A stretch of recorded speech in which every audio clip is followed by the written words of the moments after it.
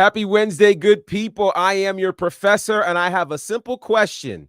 Are you looking for a place to call home? There really is no place like home, and I'll explain why that's important for the WWE. All of that and much, much more today on WWT Live. Howdy, folks.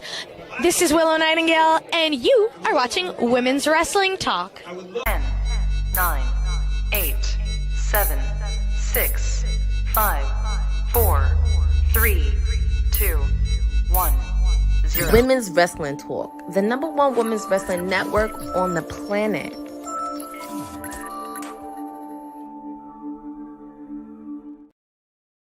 Happy Wednesday, happy hump day, good people. It's time for WWT Live. I am your professor, Gerard Bonner, Teflon G, GB, whatever you feel like calling me. I am just glad to be here. It has been a very full couple of days in the world of pro wrestling. Of course, we're going to get into all of it, including, where WWE has found a temporary home. We'll explain what all of that means and what city now wants to host Wrestlemania. Yeah, all of that and more on today's show. But I'm not alone. No, never alone. Of course, I am joined by the creator of all things Honeypot Prediction. She's got the whole SmackDown watch along. It all happens here. She is Wrestling with Honey. How are you, ma'am? I'm doing great. Took my little power nap just after the post show, and I'm ready for today. Let's go. Admittedly, we're probably still buzzing off of that post show because it was crazy. It was fun. It was absolutely crazy. And the cool thing, by the way, for those who are unaware, Friday is episode 300 of WWT Live. I'm telling you guys that now so that you can prepare and plan to join us. So naturally, if that's 300, today is episode 299. And we're going to leave the 200s in a very special way because we have a very special guest joining us today, and I'm pretty pumped about this. He calls himself the Trill-Blooded Prince, and I'm pretty pumped about that. In addition, he represents the Straight Outta Comic Book. He's got a series and a podcast from there, and he has a great YouTube channel called Arcade Tokens. I am very honored to welcome Will Farrow to the group chat. Will, how are you, sir? I'm doing great. How is everyone doing today? Doing well. You have come on as the undisputed champion. Oh, yes, you already know, man. World heavyweight. WWE. Yeah, if you don't have this belt, are you a real fan?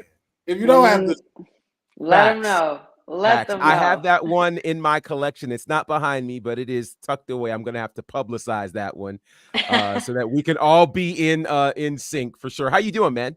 Man, I'm doing great. Happy to be on the show. Huge fan of y'all's. I always tell my friends, I was like, they have some of the best audio only podcast voices. Love seeing y'all on here, but it's like when you hear it, it's like, y'all have the perfect radio voices when y'all talk. Thank you. That's high praise. We definitely appreciate that. And that's probably because you heard someone who I know is on a major high right now. He's happy because there's merch in the city. So we must indeed welcome this guy.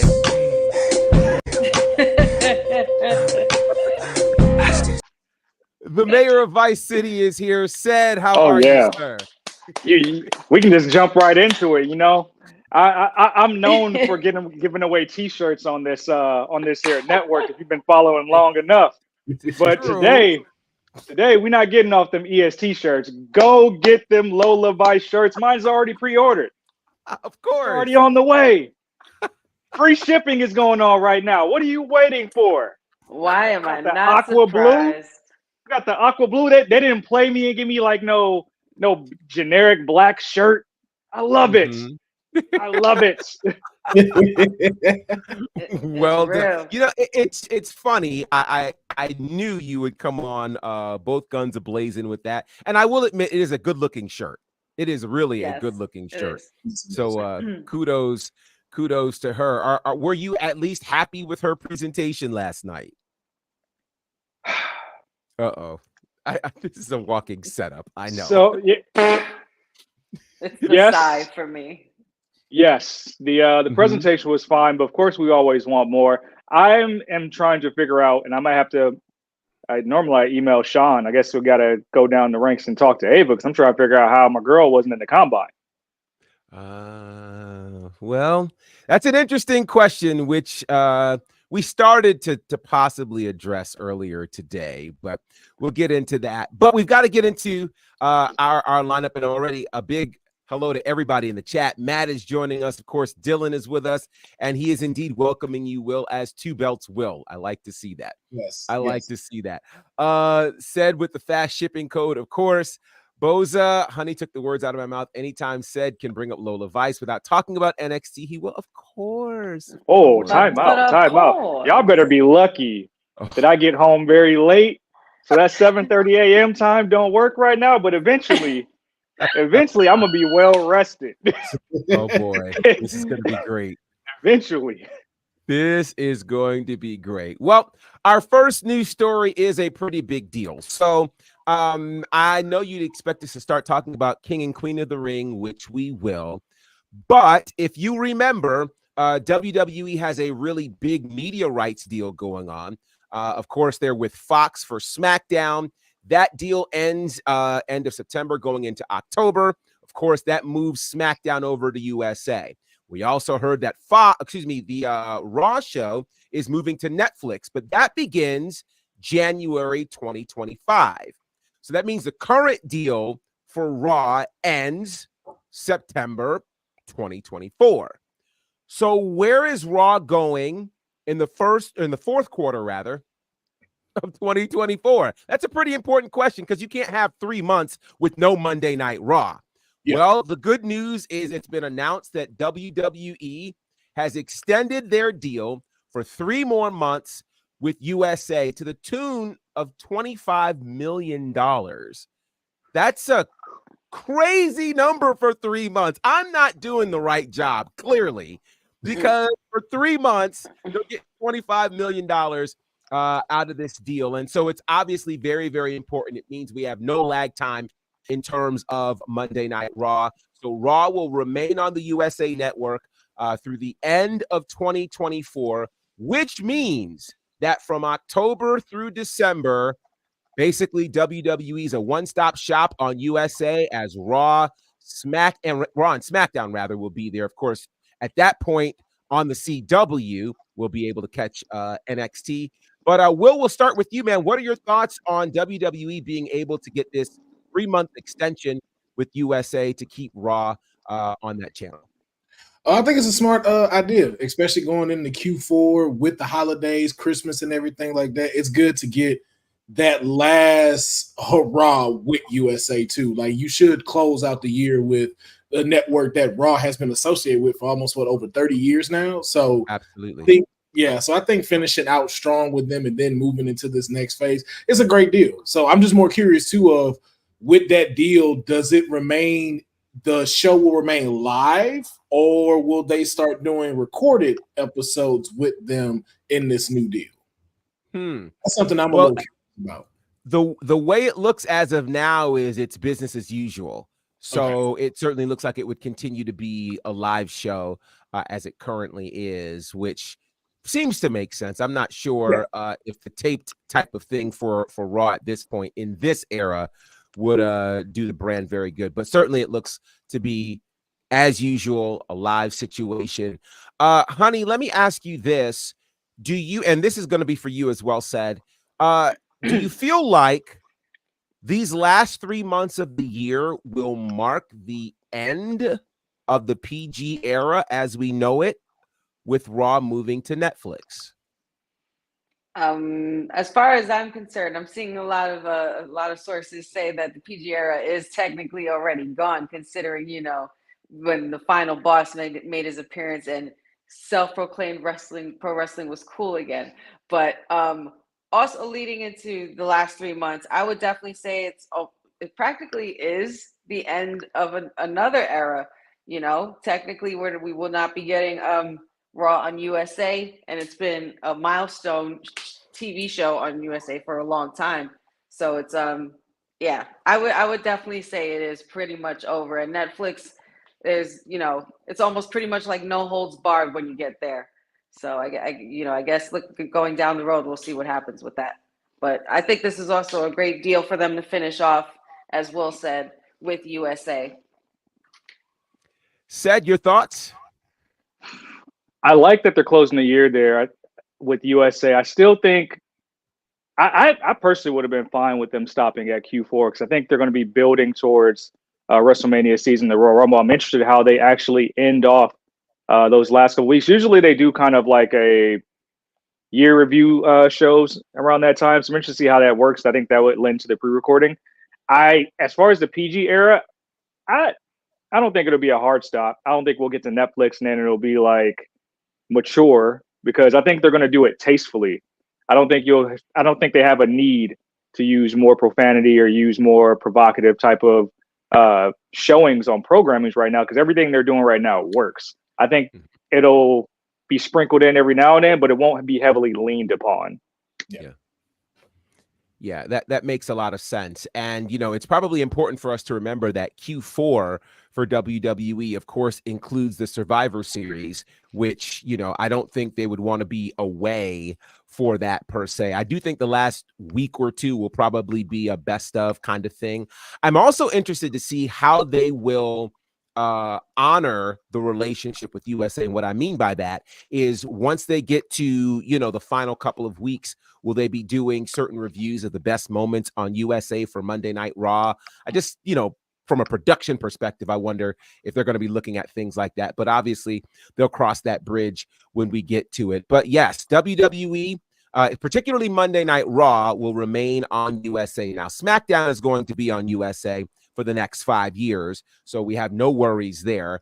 USA will continue with its relationship with WWE, and that relationship dates all the way back to the 80s, which is crazy. Talk about a long-standing relationship. So speaking of Monday Night Raw, we got our first round of the King and Queen of the Ring tournament. On the men's side, we had 4 scheduled matches. One of those will take place this weekend on a live event, but we were able to see a few things. For one, in the main event, we saw Gunther defeat Sheamus.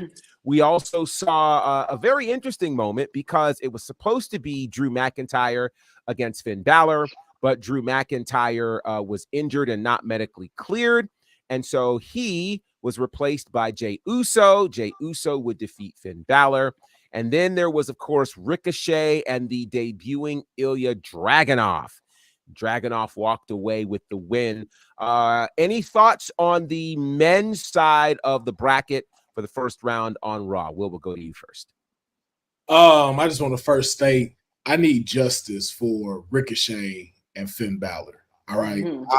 I'm like, congratulations to the people that have moved on, but I don't think that more pertaining to Ricochet, I don't think Ricochet needed to face Ilya in this. I think Ilya could have went with someone else, especially with the momentum that Ricochet has been on, like recently becoming WWE Speed Champion and then now to lose again and have this losing battle. So it's just like, I don't know what's next for him, and I don't know like how they're setting him up, but and it was a classic match.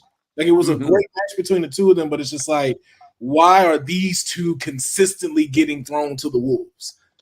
And I just don't understand why. But all of them had great matches. Normally I can see when things are about like where things are going. And I'm not sure with this one. I thought Gunther was a straight shoe into the finals, but now throwing in Jey Uso, it's like, these two, I can't decide which ones, but I'm very intrigued to see who makes it on the Raw side. And I am going with Gunther though. That's my guy right there. All right. Well, honey, I guess we're at this space and you love making predictions. Who do you think is going to the finals from the Raw side?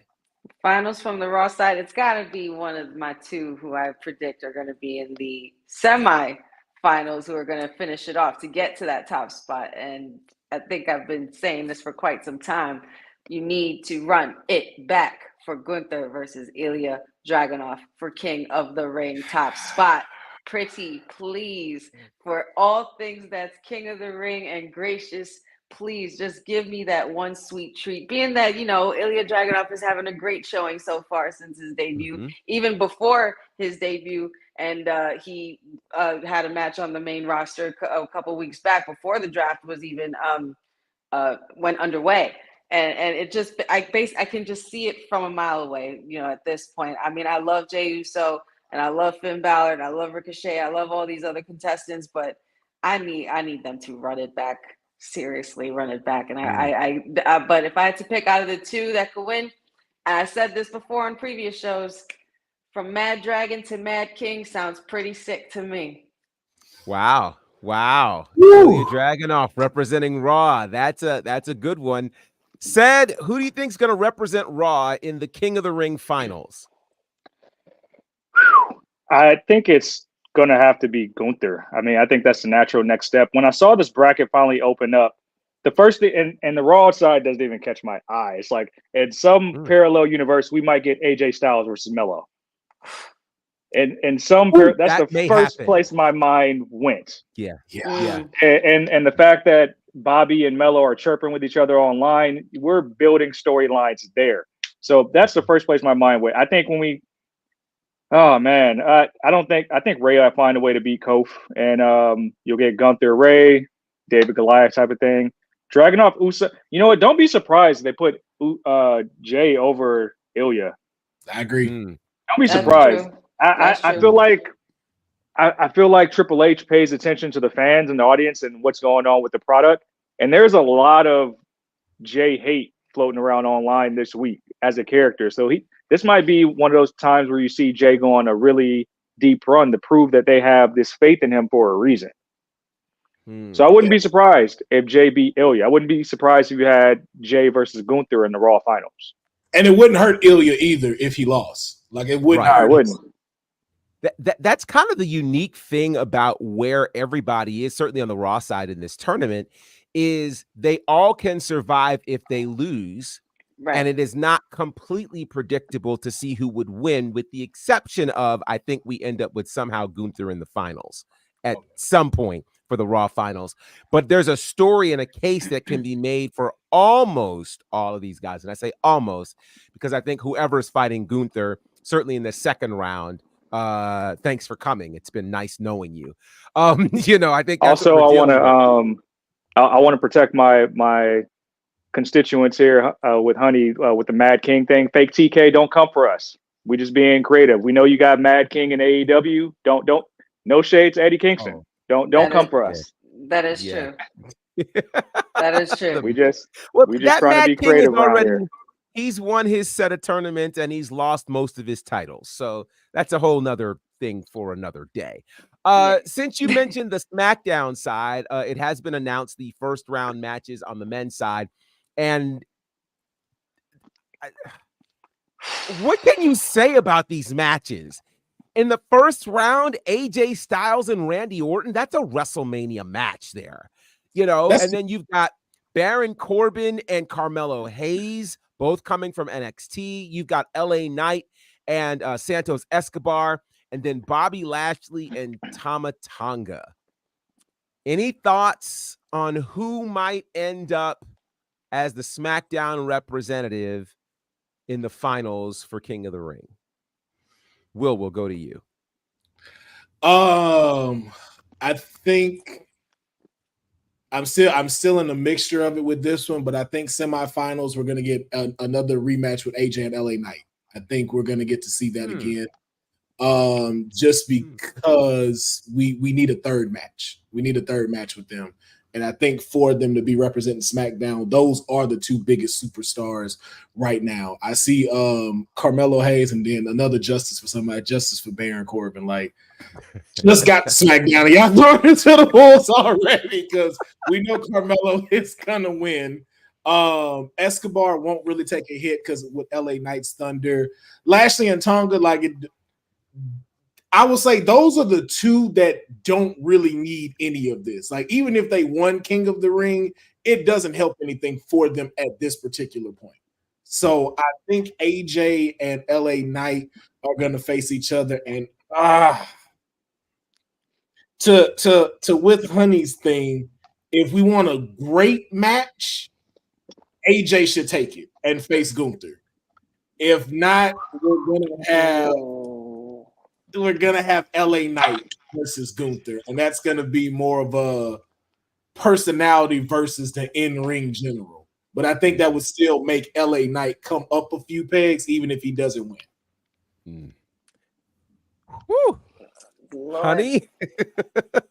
I mean, it's really difficult. I mean, I really like, I don't know if that was an intended pun that you used there, Will, about throwing Baron Corbin to the wolves, being that he is usually known as a lone wolf and a former wolf dog.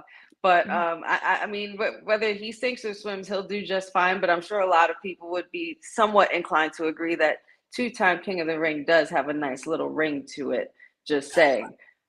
And King Corbin was quite the character.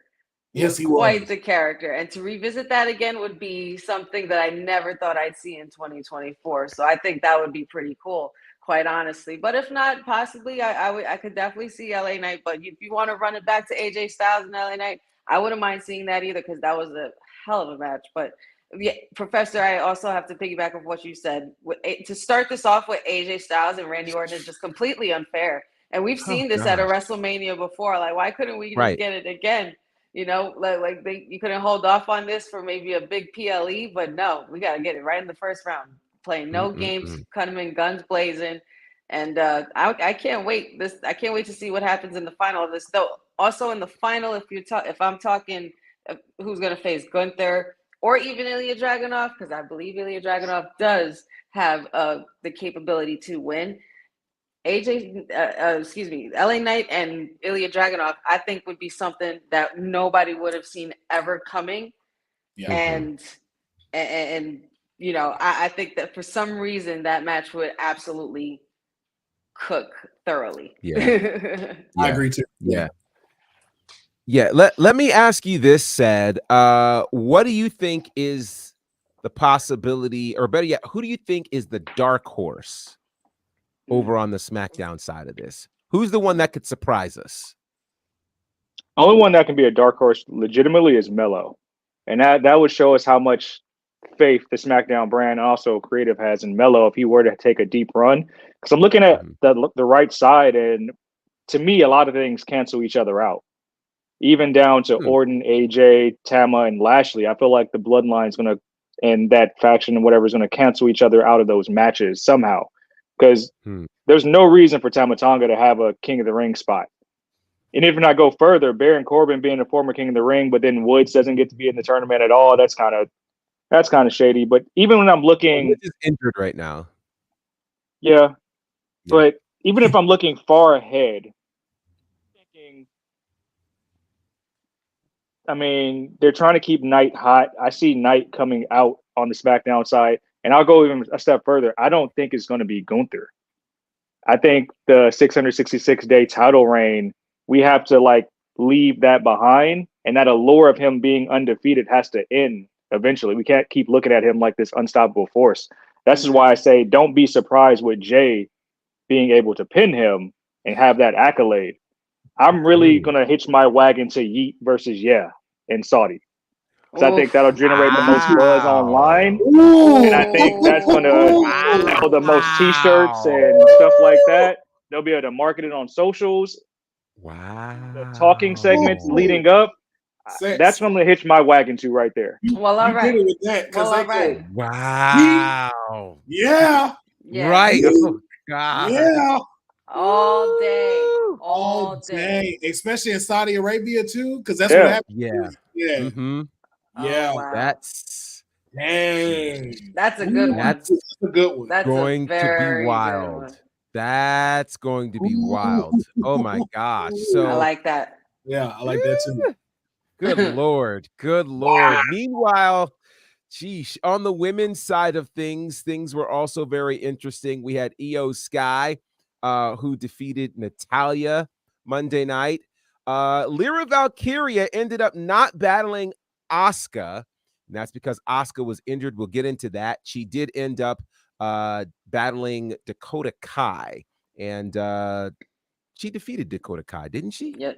She did. My memory just kind of lost me on that, but yeah, she did. And then Yeah, well, all right. And then Zoe Stark defeats Ivy Nile, and then the fourth match will actually happen on a live event show. We now know who's going to be on the SmackDown side of things, and this ought to be interesting. First round, sheesh. Wow. Tiffany This is Stratton nice. This is nice. and Blair Davenport. This is gonna That's be fun. gonna be crazy. This is gonna be fun. But then on top of that, you've got the Battle of the Behemoths, Nia Jax and Piper Niven. Let's go. That's even better. That's even better. Yeah. I am. Like just when you thought it couldn't get any better, it did get better. Yeah. Yeah. Yeah. Yeah, it's a thing. And then you also have Chelsea Green and Indy Hartwell, and then Naomi and I'm looking at Dylan's comment, which I don't know if I can post this stuff. So I just, that makes me a little nervous, so I won't. Naomi and Candice LeRae. That's sheesh, y'all make me very nervous here. We have guests. We have guests, people. So okay. On the SmackDown side of things, I don't know if this is unpredictable or not, but who do you see kind of heading to the finals on the SmackDown side? Will. Oh man. This was tough too. This one is probably tougher than the men. Wow. But I think for their sake, just because of the ones we are seeing, I think we're gonna get another run back of Tiffany Stratton and Naomi in the semifinals. And yikes. The thing is, I'm cool with either one of these women becoming Queen of the Ring, but I feel like they gonna give it to Tiffy because Tiffy's gonna play off of that. Like she, with all the stuff that she does, like with Tiffy time and everything like that, she will play off of Queen of the Ring. Yeah, she will. Honey, what do you think? Oh my goodness. So, I mean, not for nothing, Queen. There's two different queens. There's two women that stand out for me for some reason, and and for two particular different reasons. Queen Chelsea sounds like a very good ring to it. Not mad and it'd be something to add onto her accolades, another notch on her belt, and something that she could use as far as her authority and her power as queen to make things happen for herself. You know, I feel like, especially seeing the interaction that we saw with Ariana Grace on NXT, I'm just like, you know what? Let's hope maybe this is something we can consider. Maybe this is something that the people can actually get behind. And she had a great showing last night on last night's show. I think she has more than enough capability to have to take it all the way in this tournament for SmackDown side. And then there's also Nia Jax. Nia Jax would look to have Queen of the Ring under her, you know, that would be pretty big. That would be pretty crazy and pretty like that's just, I think that would just be awesome for her. And something that nobody really saw coming for her as far as that. I mean, I know everybody's gonna be on Tiffy time, and I get it, and I don't have nothing against Tiffy time, but I'm just saying I think Tiffy has her mind set on something else. Not so much the Queen of the Ring in particular, but she'll be fine if she doesn't go all the way because she's going to shoot to superstardom regardless. But Nia and Queen Chelsea, Queen Nia, I don't know. Those names sound really, really good to me. Just saying. Said, who do you think is your leading candidate to represent SmackDown in the finals? I really wish Blair didn't have to face Tiffany in the first round. Me too. I really believe Blair can have a strong showing. I think that'll probably be the best match out of the first round either way. Crazy. But I think what's going on with Tiffany, and again, we talk about these storylines. I feel like at some point Tiffany and Naomi can't see each other's out, which means one of them is going to cost each other their qualifying match.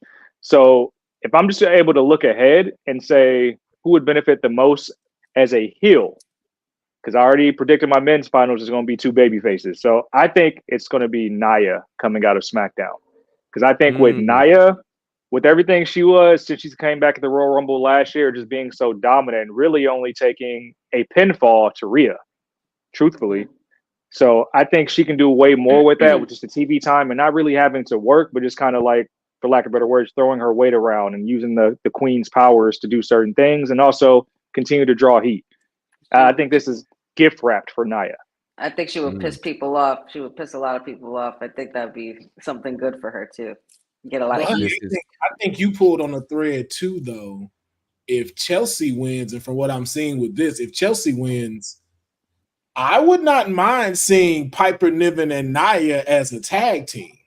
Oh, if that does happen, yeah. And especially with who the new tag team champions are, you're gonna need something. That those two. Yeah, very true. Very true. This is a good. There are so many possibilities with this, so many. And the chat obviously is going crazy. Dylan says Chelsea and Ariana Grace are future tag champs for sure.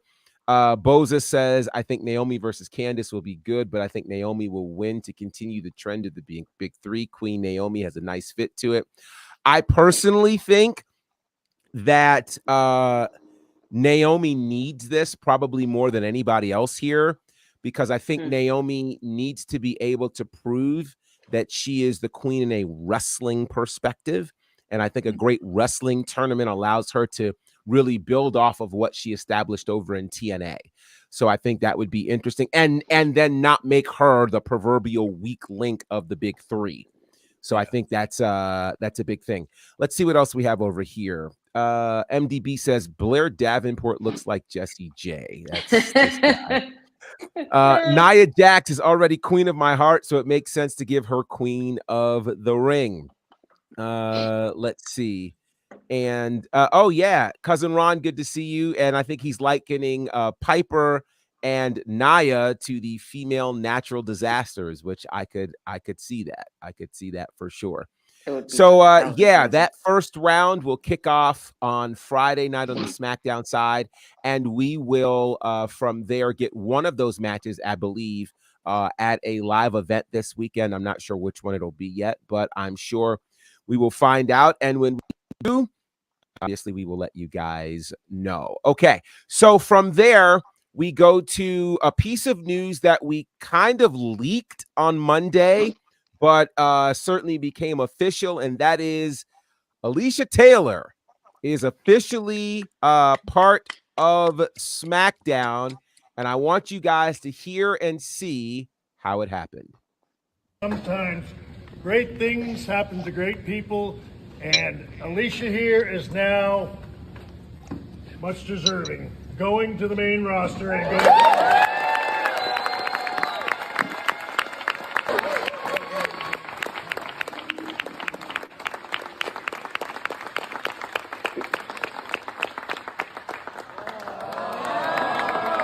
Wow. The longest reigning champion of 5 years.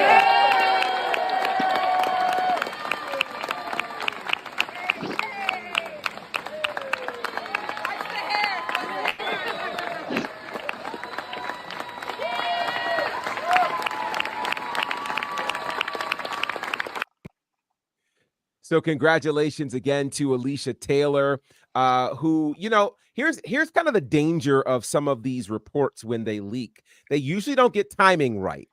And so based on the report that dropped Monday, a lot of people, Boza included, thought that Mike Rome would have started last night, but that's not the case. Alicia finished rather strong. I don't know if you guys noticed, but if you watched NXT, all of the women's combine voiceovers was Alicia on top of her announcement. So it's almost like they gave her the swan song and said, your voice is going to be everywhere. And I think that is incredibly awesome. So she finished up last night, and the video that you saw was done after NXT went off of the air, and obviously lots of great praise for Alicia Taylor. Will, your thoughts on Alicia heading to SmackDown beginning this Friday? Oh man, I can't wait. I after just watching Samantha Irvin do her thing on Raw, watching Alicia do her thing on NXT, I look forward to seeing what she brings to SmackDown, because I've always said that like SmackDown is missing that because what Samantha does on Raw. And now that adding Alicia Taylor to that, I think we're gonna get that, and I hope it's the same effect that Samantha has. Just in my opinion, like Samantha had us like certain wrestlers based off of how she announced them. Like I didn't care about Ludwig Kaiser at all until I heard her announce him, and I was like, you know what? I've been sleeping on Ludwig, and I think it's the same thing. I think it's the same thing with Alicia Taylor. How she announces Lola Vice, how she announces Dijak, which is hilarious. Yes. I think it's just going to be great, and I can't wait to see what she brings to these main roster stars and how she announces them. Honey, your thoughts on Alicia on the main roster? Super excited, super excited, and very well deserved, as Shawn Michaels said there. Alicia Taylor has done great work in NXT. She's definitely held her own there, and she's going to do phenomenal work on SmackDown. So I think this is just going to be another awesome addition to the main roster. To be able to say that we have Samantha on Mondays and Alicia Taylor on Fridays is going to be a heck of a time, to enjoy some wrestling. Because not only are we back to enjoying the wrestlers and the product itself and the stories being told, but we're able to enjoy the whole show to begin with, from beginning to end, even with the announcers involved. And I think it's just a really cool way to showcase their talent and their ability and what they bring to the product as well. So congratulations to Alicia Taylor. Can't wait to see what she does. Absolutely. Said, man, talk about just what this means. At this stage, we now have, for the first time in WWE history, 2 Black women as ring announcers for WWE's primary brands. What is this? Just talk about the significance of that. It's huge, and it shows that the WWE is changing for the better in so many different avenues, from so many of the different like norms that we might have been desensitized to and used to for so many years, just growing up or watching wrestling. We're seeing this progress happen in real time. And I can't wait to see her put her spin on all these superstars that weren't just NXT coming up, but like perfect timing for Queen in the Ring. And it's just going to be beautiful to see her put her spin on a lot of wrestlers that maybe I was sleeping on, and how she views them. And of course, with I think it was Jess Carr last week doing Cody's match, being a main event referee.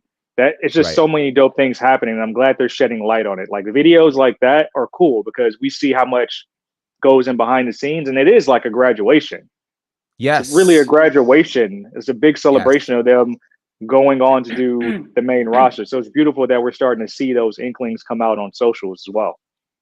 Yeah, it really is a beautiful thing to see. And, being Women's Wrestling Talk, what a great time for women in our sport, not just in the ring and as champions, but in these other roles that have been even more difficult to crack into because they've been so dominated by men. When you think of ring announcers, you think of names like Howard Finkel, and you think of, so many of the other great men, but there aren't very many women you get to think of. You were only able at one point to think of maybe Lillian Garcia, but now we're in a space where we're in real time and we're seeing these women do this. And it's not just in WWE. The timing of this is crazy because right now, Ring of Honor just added a new woman announcer, Arcadia Ora, I believe is her name.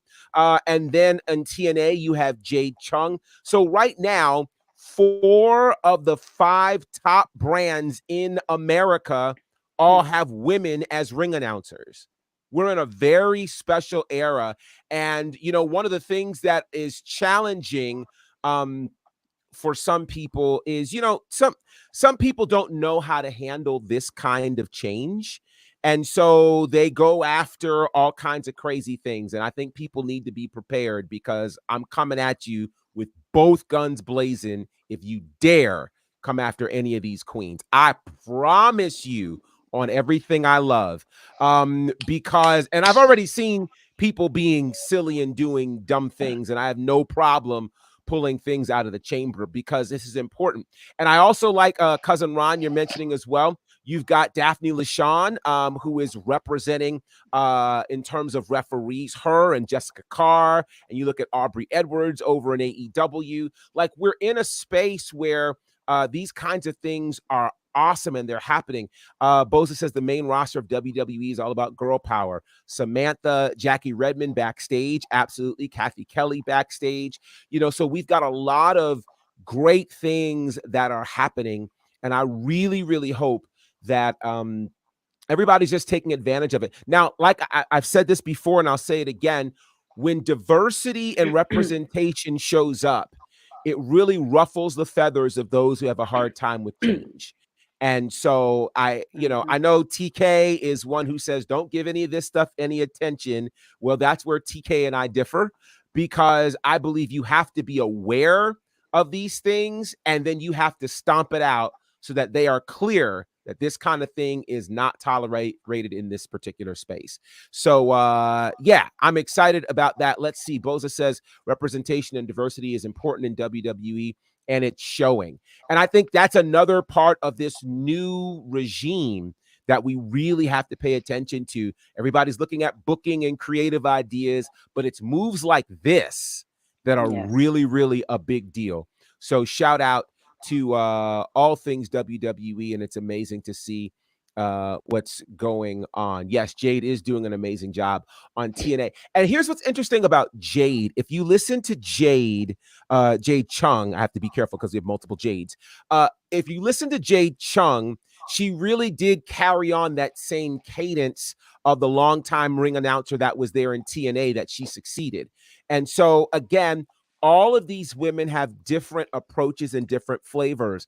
Alicia brings something different. I think Alicia brings a very big fight feel to what she does as a ring announcer, which I think becomes very important. I think Samantha adds a lot of personality in what she does, which I think is also good. And I think we're in a space where we can handle both of those. Right. Yeah. I think we don't need to be, everybody's not Michael Buffer, and we don't want everybody to be Michael Buffer. We want everybody to be themselves. And so I am here for it. Yes, Kayla Braxton is in the space as well. So we have a lot of people who are crushing it. And Dylan said something important, that AEW getting rid of Dasha was a bad move. I agree with that. I really, really agree with that. So with that said, really excited about this move for Alicia and the future of SmackDown. I think it's going to be pretty amazing. Speaking of SmackDown, this guy has been pretty prevalent on SmackDown. For those who can't see, it's Solo Sikoa. And if you'll notice, shortly after WrestleMania, Solo Sikoa got a bit of an edge. He started talking more. He started being far more aggressive. And all of us kind of thought this was because he's asserting himself as perhaps the new leader of the bloodline, the new tribal chief. Well, there's a report that's come out that said maybe not in terms of this new strategy. The strategy is designed to make him look super aggressive so that he's not overshadowed by this guy, Jacob Fatu, who is rumored to be heading in to WWE to be part of the bloodline. Will, let me ask you, do you think that is what is behind this recent aggressive nature for Solo, given all that most people are aware of with Jacob Fatu? I want to say yes in a very small part. I think he's a piece to the puzzle that is leading to why Solo is acting like that, because we can't just not acknowledge Tonga and Tama either. I just think that now we are getting back to that original bloodline, back to the Wild Samoan era. Like we saw with like Roman and everything like that. That was more of the franchise bloodline. Yeah. Now we're starting to see more of the back to Fox and all them, where they were aggressive. There were no rules and everything. The only thing you just we really have to ask ourselves is, which one of these two do you see becoming champ first, Jacob or Solo? And that'll really determine that. That's a great question. That's a great question. Honey, what are your thoughts? Do you think that Solo is as aggressive as he is to kind of, pepper the entrance of Jacob Fatu? Yeah, because we're usually used to seeing Solo doing others' bidding. I believe he's not only acting out of this way for himself. It seems like there's a deeper motive going on here, and something's coming. Something's coming. Somebody's coming. Something big is going to be happening in this twisted bloodline story that continues to grow into something and that we never would have expected it to turn into. Hence the appearance of Tongaloa. That was somebody that nobody mentioned, and everybody completely, kind of like, I guess it was just like an elephant in the room that everybody didn't know was in the room. When he showed up, a lot of people pretty much lost it for the most part. From what I saw, on the IWC was firing up.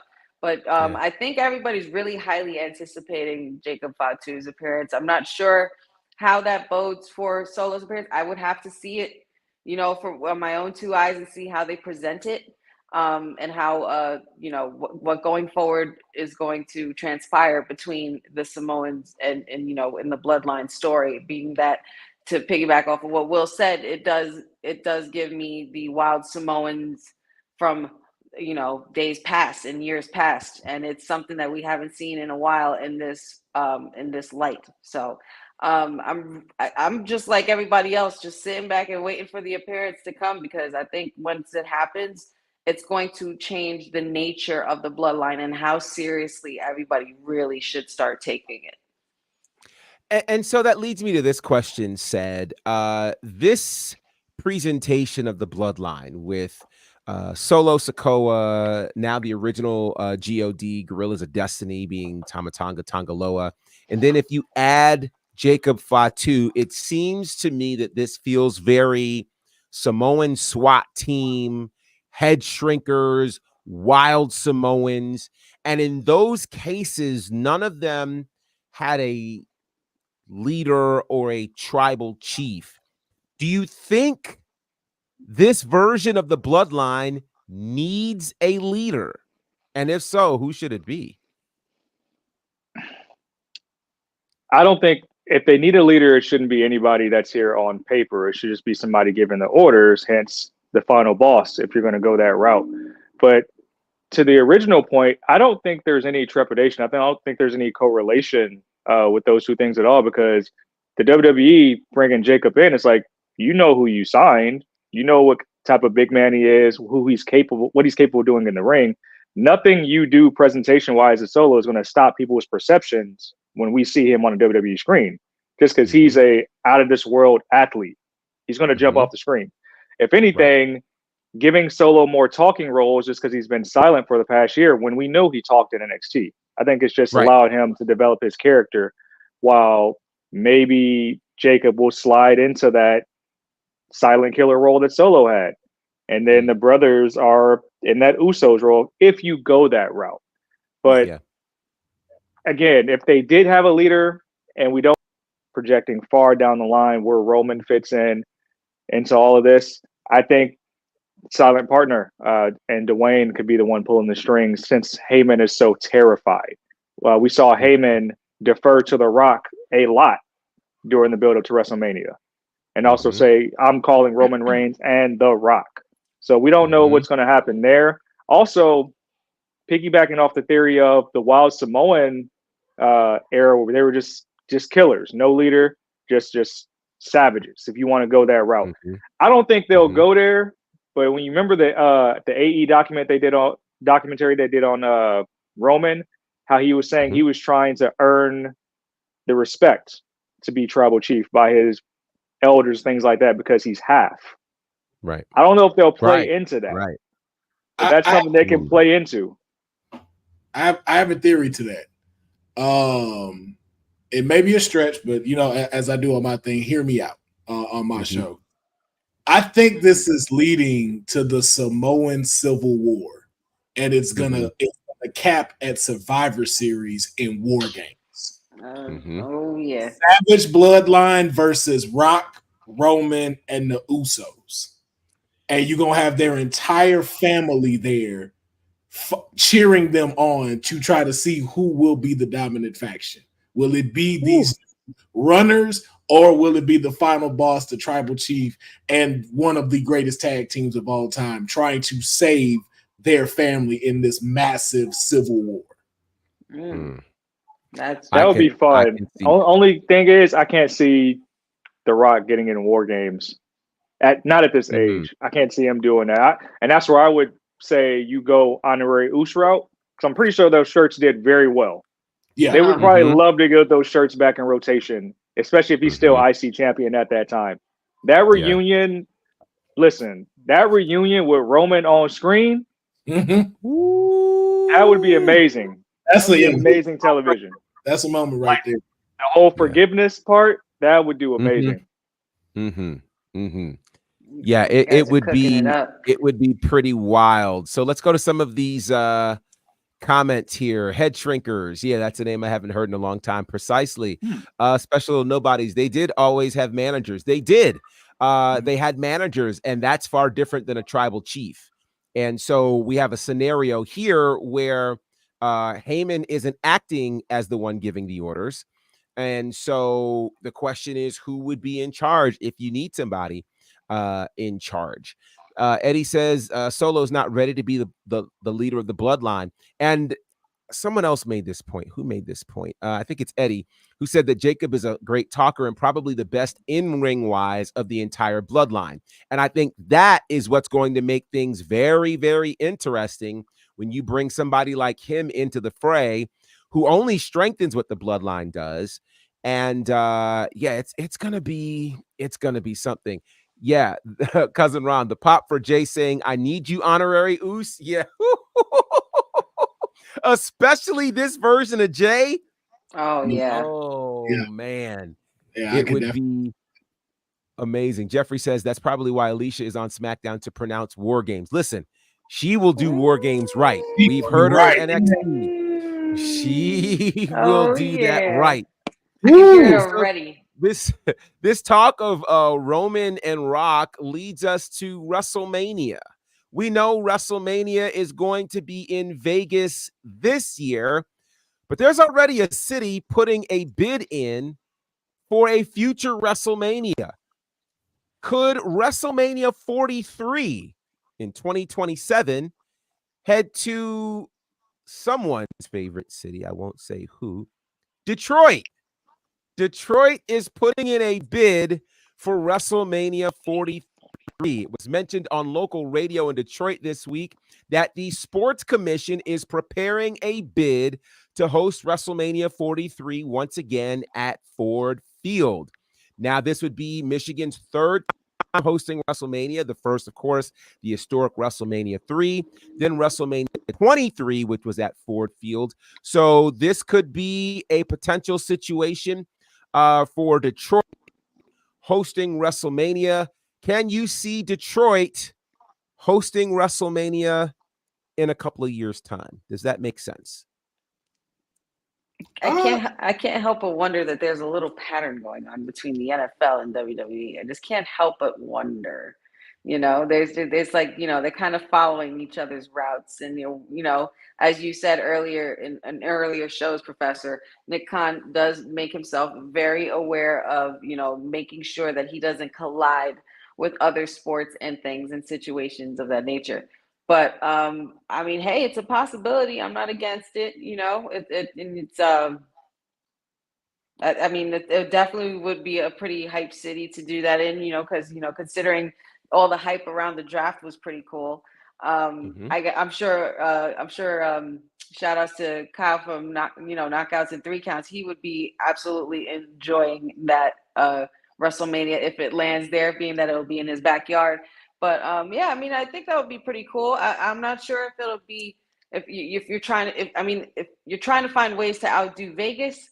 I'm sure you got to think of something a little bit. Maybe I'm sure a little bit more. Not saying that because I've never been to Detroit, so I'm not trying to say anything about Detroit. But I'm just saying, like, Vegas, Detroit. You want to follow with that after, or would you follow it somewhere, say like Saudi Arabia, as we're going to talk about going forward? Well, since you just ripped the Band-Aid off, we're in this space where a lot of people were not happy about the initial announcement, the 10-year deal between the WWE and Saudi Arabia.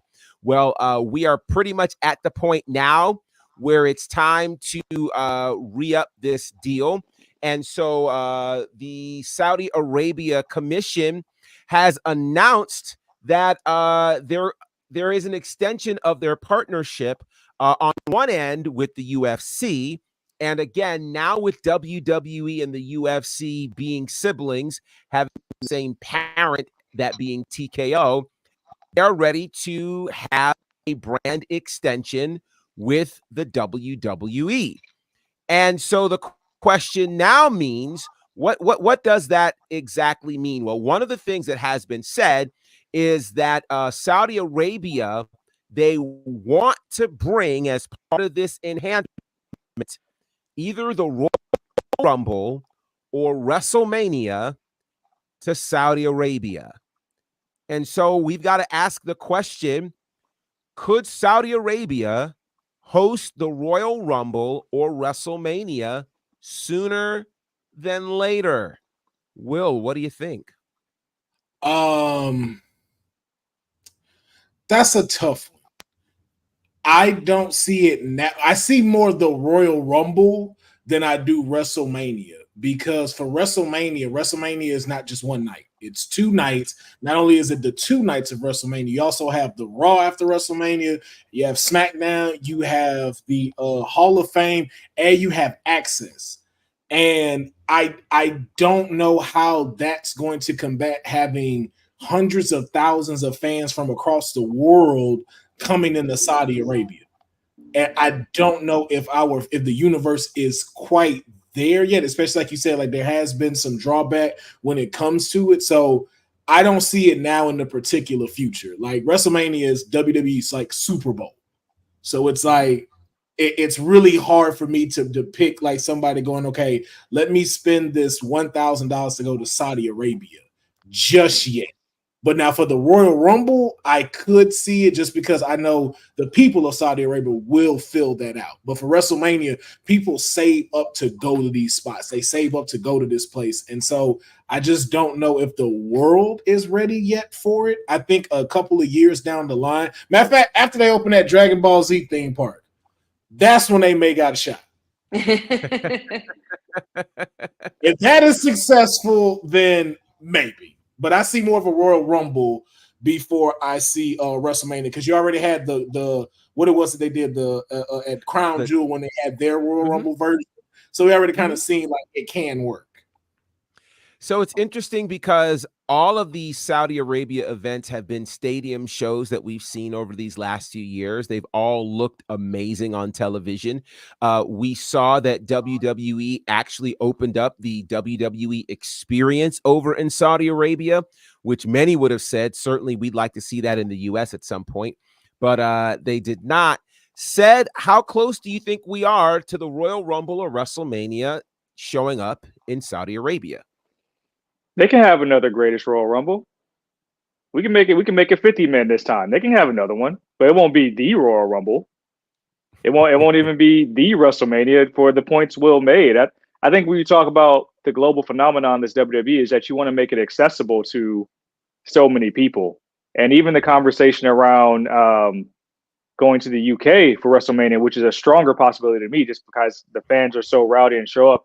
And then you talk about passports and things like that for people, or maybe even other travel restrictions. It has to be accessible for your fans first and foremost. So I don't think it'll happen even in the next decade. I know we're talking about Detroit putting in that bid, which I'm sure makes the real TK very happy, very happy. On the heels of the draft doing so well. They actually broke records at the NFL draft, the city of Detroit, 775,000 fans in attendance. So they probably see that and say, you know what? These fans show up, and we know our fans travel. Those are the type of things that will nab one of your big four shows. The fact that people will travel to these cities, and there's more things to do in those cities as a metropolis. So I just, it's not scary because it's a factual thing with the UFC as well, that their hierarchy is like putting money towards big events. I think there's a few fights that are already being announced throughout the rest of the year in boxing that they're funding. I think the fight out here in Los Angeles on August 3rd, the Terrence Crawford main event, that's funded by Saudi. So I think they'll put the money up, and we know money talks. So, but I don't think that'll be enough to not, I don't even want to say alienate, but that wouldn't be enough to say like, hey, we're going to do a WrestleMania here at this date. Because they would probably legit need to have like a 5-year in advance announcement just so fans could save for that and plan their travel just to get there. Yeah. Honey, let me ask you this before we get out of here. There are lots of comments in the chat, and Javon here says, I wonder how the female talent will feel about a Royal Rumble and having to change their attires. Do you think that the strides that WWE has made in terms of presenting women at their events, do you think in any way that sways their thought about bringing a WrestleMania or a Royal Rumble to Saudi? Or would they think, hey, the women are strong right now, but this might not be the best environment for them over an extended period? Because to Will's point, WrestleMania is not just a solo singular event. It is a week-long situation. Yeah, I mean, I think it would be pretty tough as far as wanting to commit to going out there for the entire week. I mean, I wouldn't, I would tread lightly. I mean, if you want to get your star power players for the card there, you know what I'm saying? The women who have faced off in Saudi Arabia before, also as Javon said about the attire and things like that. I think those things would be concerning, but I think more so the talent would be a little bit more concerned as far as where they'll be staying, how long they'll be staying out there, traveling back and forth, because that is no easy feat to, travel to Saudi Arabia and be out there for a week and then back, time difference, jet lag, all the above, and things like that, and being so far away. But I mean, Saudi Arabia does invest a lot of money and time into, and has invested a lot of money and time into WWE for the last few years, and they've always had pretty successful events for the most part, and they always do good business with them. But I just think it'd be a little bit concerning for the talent as far as like getting out there, and it's more so about the traveling feature as opposed to just about the show as well. Because I mean, regardless, if you have somebody sign up to do a match in Saudi Arabia, they're gonna do what they got to do and sign and show up and put on a good showing for the people, because that's what they came to see. But I think it'd be a little difficult, and like said, I don't know if we'll see it anytime soon. I think we would probably see it in like the UK before we see WrestleMania in UK, or in the Rumble as well, before we even see it in Riyadh, Saudi Arabia. Hey, Professor, you brought up something too, just by even asking that question. Like the women wrestlers have to worry about, like in the attire they have to be in. How does that also too extend to the public? So women have to be covered up too. Like, will you make fans abide by Saudi Arabia's law? Like, is that something we're gonna have to do? And is that something that's going to be accepted by the fans? Right. It's interesting. You rarely see in WWE promo packages, you rarely see them use fan footage from the Saudi events. You'll see them like, for instance, they're going to be using the crowd stuff from France all day, every day, right? Oh, yeah. And one of the big things that sells a WrestleMania is the fan interaction. So it's going to be very hard, I think, to mandate that, because you're not just thinking about American fans from all across the world.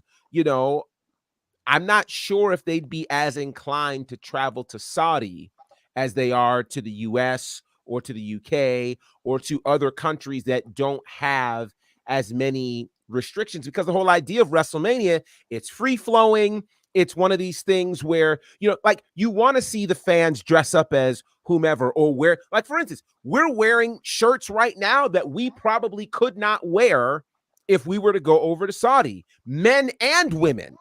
Yeah. So, because when you look out in that crowd, you usually see a sea of white. So I think it's a heavy ask from Saudi. Now, here's the other thing, and we're getting into some funky territory here. So I'm gonna touch this and run away from it, and that is this: WWE right now with this deal with Endeavor and the like. As much as I believe, obviously they like to make good money deals, I don't believe that they are as I don't believe that financial situations are going to be as pressing for them. If it comes down to, for instance, if this comes down to a deal of bring us a WrestleMania, Royal Rumble, or we nix the deal, they have enough things going on where I don't know if they necessarily say, okay, well, all right, we'll bring you a WrestleMania. They might walk away. I don't know.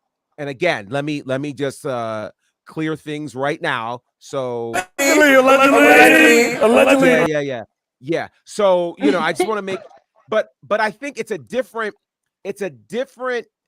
different WWE than the WWE that entered this deal a decade ago. And so because it's different, because the finances are different, because the people pulling the strings are different, I think we could be looking at some different things, and I think WWE has found ways around certain requests. This is the same Saudi who was asking for the Ultimate Warrior, they were asking for Goldberg for a while.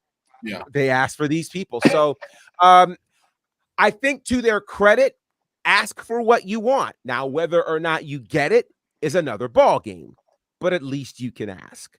And so that's what they've done. So quickly before we get out of here, I had a few other things. We'll get you ready for Dynamite tonight. And on Dynamite, a lot's happening, including a TNT title match. Adam Copeland is defending against Brody King. We'll hear from Chris Jericho and Big Bill. Kenny Omega has an announcement. It's kind of interesting seeing an announcement without the other TK's name attached to it, but that's what we'll have here tonight. Mariah May and Harley Cameron, Orange Cassidy, and Trent Beretta. So it should be a pretty full night on Dynamite. We'll also hear from the female professor, Serena Deeb. And Swerve Strickland and Christian Cage go face to face. Now, one thing you will not see or hear tonight is Taz. Taz has gone onto the socials to explain that he was unable to travel to Dynamite. He talked last week about some procedures on his knee. He's getting treatment on his knee, and there's a procedure. So he's not able to travel. He says he'll be back next week. So certainly we'll be thinking about Taz. I'm not sure who will fill in for Taz tonight, but yeah, Taz is certainly taking care of his health, and we wish him very, very well. All right, we're going to get out of here. We haven't gone too far over time tonight, but let's find out how you can find us. Will, how can everybody find you and follow all of the things that you're doing? Just follow me at my name, Will Pharaoh, Pharaoh. That is for everything: YouTube, Instagram, X, Facebook. You type that in, my face will pop up, and all my information is there. Links are all in my bios, Twitch, everything and stuff. So if you like nerd stuff, you like video games, you like wrestling talk, the whole nine, just come enter my world. We have a great community, and so just follow me at Will Pharaoh. Awesome sauce. Sed, how can the people find you? I was thinking about that picture a minute ago of the Saudi general guy. I think I could get one of them fits off. I think I could pull it off, but not for 6 hours. Probably it's gonna be hot. We're gonna have to find another way. It's gonna be hot. It's gonna be hot for 6 hours. We're gonna have to find another way. But find me on these streets. Says on Twitter, CEDD_SAYS. Said is the answer on Instagram. I write for Daily DDT. Also, this platform from here and then. Also here on Monday, Wednesday, Fridays, and WWT Live, to be determined if I will join you guys on the NXT after show, just because it's a little early. We'll see. But also, we'll be here Friday, episode 300. Looking forward to that. That's right. Honey, how can the people find you? Monday, Wednesdays, Fridays here with the crew, and also Wednesday mornings as well for afterwards for the NXT post show. Still waiting for Ced to make an appearance. Can't wait till he does. No, he's got to get his rest up from hanging in Parkerville and Vice City. There's a lot going on over there, but and it's really hot, especially in Vice City. But I digress there. Monday, Wednesdays, Fridays with the WWT live crew. Again, NXT post show Wednesday mornings, Honey Smackdown watch along every Friday at 8 o'clock. Follow me on TikTok, Wrestling with Honey, Instagram, Wrestling with Honey, Wrestling W Honey on Facebook, and like and subscribe to new YouTube. That's going to be up and running very, very soon. A lot sooner than you think. Wrestling with Honey podcast. Awesome sauce. And I really wish Ced could have been at the post show, because for all of the talk of Lola not being there, I would have loved to have heard what he would have said about Jada Parker coming in at number 3 in the combine. That's pretty significant, but that's another story for another day. You guys can find me at Bounderfied across all the socials. Let's see how quickly we can do this. Commentary work on Southern Honor and IWE. That's on IWTV. You can check out my commentary work with the Nightmare Factory and the latest Student Showcase 13. That's there on YouTube. Also, you can check out my work with Turnbuckle Championship Wrestling on their YouTube page as well. All Caribbean Wrestling, you can check out my work with them, and we're gearing up for some big shows coming up this summer in the Bahamas and in Jamaica. Looking forward to that. Also, my work with Ashe Wrestling, you can check that out, as well as the Shad Gaspard Memorial Cup Tournament. You can check out my commentary work there as well. I'll be back here, of course, Friday as well as Friday morning for the Ring of Honor post show. So you can check that out for sure. Follow us here at Women's Wrestling Talk, WWTalkPod, across all of the social spaces. Check out the website, www.talkpod.com. Get some merch as well. Shout out to everybody that's here. Plus, remember, this Friday is episode 300 of WWT Live. So you definitely want to be here for that. So representing for the entire crew and the boss lady who is at parts unknown, this is Women's Wrestling Talk, the #1 women's wrestling network on the planet. Thanks for joining WWT. Don't forget to like us on all social media platforms at WWTalkPod. Like and subscribe on all video and audio platforms, like yesterday, my G. And check out our website at www.talkpod.com. Thanks for watching Women's Wrestling Talk, the #1 women's wrestling network on the planet.